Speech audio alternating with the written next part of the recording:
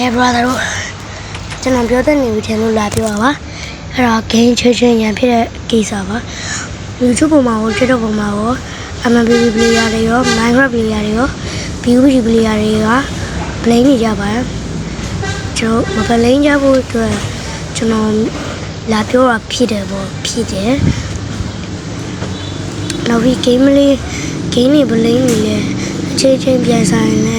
စိတ်မသက်မသာဖြစ်ပြီးတော့ကိုလည်းနေရခက်တာဖြစ်တဲ့အတွက် game ချင်းမ blame ကြဘူးတောင်းလို့ဒီမှာMMBB နဲ့ Minecraft ကလည်း PUBG ကိုအမိုက်ကောက်ခင်းလို့ပြောကြတယ် PUBG ကလည်း MMBB နဲ့ပေါ့ MMBB နဲ့ PUBG ကလည်း mobile ကြောင့်လက်တချောင်းလေးလို့ခေါ်ကြတယ် PUBG နဲ့ MMBB ကလည်း Minecraft ကိုလက်နှစ်ချောင်းခင်းလို့ခေါ်ကြတယ်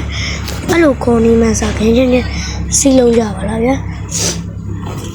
ကိုဆိုးတဲ့ game ပေါ်မှာဒီ game player တွေမကြိုက်တာတော့ပဲဟုတ်ပါမယ်ကိုရင်းနဲ့လည်းအကြိုက်ချင်းမှမတူတော့တာဗျာအကြိုက်ချင်းမတူတော့ဗျာဟုတ်အမှပြန်စားကြရတယ်မ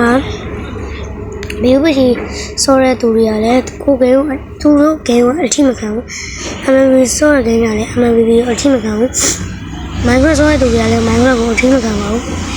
အဲ့လိုမျိုးအငြင်းကုန်နေမှာစားတော့တို့အနေနဲ့ကျွန်တော်ပြောတဲ့အတိုင်းကပြောနေရပါဘင်းချင်း